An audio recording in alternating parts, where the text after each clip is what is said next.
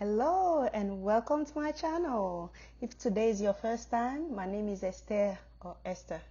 My channel is called Through Her Lenses, and most of the stories or experiences I share here, they stem from personal experiences, and when I invite my friends as well, they share from personal experiences. So Through Her Lenses, welcome, okay. Today I want to share this. They are verses, okay? They are verses from Ecclesiastes 3 verse 1 to 8, but I'm not going to read all of it. I will not read all of it. I'm just going to read a couple. It says this: there is a time for everything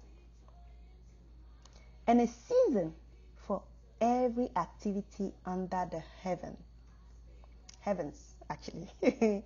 A time to be born and a time to die, a time to plant and a time to uproot, a time to kill and a time to heal, a time to tear down and a time to build up, a time to weep and a time to laugh, a time to mourn and a time to dance. It goes on and on and on.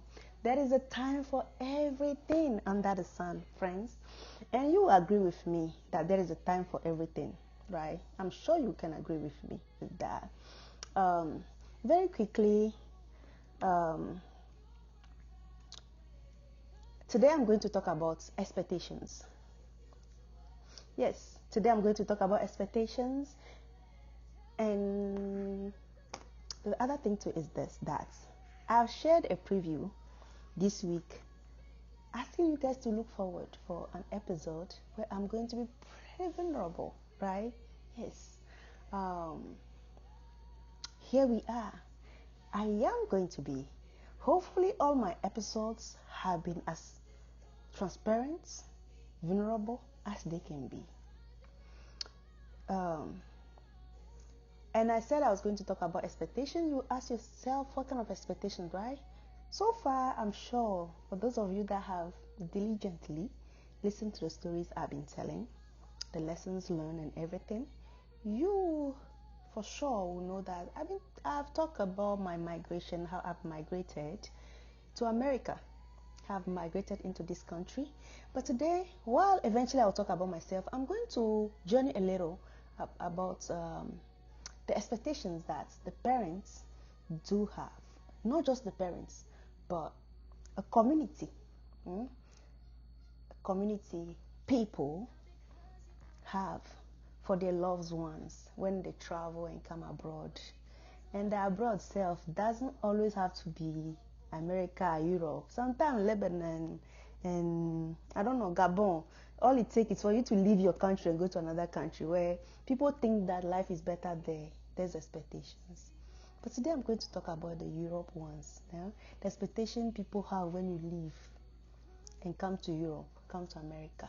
People have expectations, financial expectations mostly. But the thing is, the average person back home doesn't know what really happens back here. Nobody knows. What they see is things like this. You see, things like this. Like you see this. When you see this recording, like, have you seen her wall? She have this, she have that on her wall. It must be very. Those are things I just pin like this on this wall. So, yes, that's different from reality. These things here, they are different from reality. So, a couple of years back, I was still married then. And I also want to say very quickly that my sharing here is not to attack anybody's character, no. Give answer to people that have called me over the years to hear my side of stories. This is not it. That's not it. This is not it. Because over the years, I've never given any explanation because I didn't feel the need to. I don't owe anybody any explanation. Yeah? This is much more. I have a purpose on doing this. Even if it's just one young lady that I'm able to reach, I'll be grateful. So, for my nosy people that think that this is for them to get answers, that's not what it is all about, okay? So a couple of years ago, I don't know how many years back, but a couple of years ago, right? While I was here, I was going through my own things, yeah.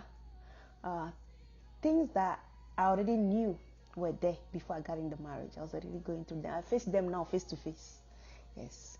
While I was going through those things, eventually I heard that there was pressure for other young girls to walk the same path as me. Parents were pressuring their beautiful young girls. I don't want to call them ladies yet. But they were pressuring their young girls to get into a marriage contract, because marriage is both contract and many other things. We can get into that one some other time. But they were pressuring their daughters to get into a marriage covenant with men that came and presented themselves as the best thing that can happen. Who knows? Those men, I'm sure they, one way or the other, were really looking for a wife and partner. But these parents, I'm sure, did not think of the expectations that these men will have for their daughters when they come here. They were just thinking of themselves and maybe making things better for themselves and their daughters. At the time when the story came to me, at first I was like, but eventually it kept coming because the pressure was growing, and I became the silent voice behind the closed doors and just talking to someone else to talk to these young girls not to move forward in this decision. But it was becoming so much that eventually some of these parents said, don't you want to be like Tata Esther? Who was me actually.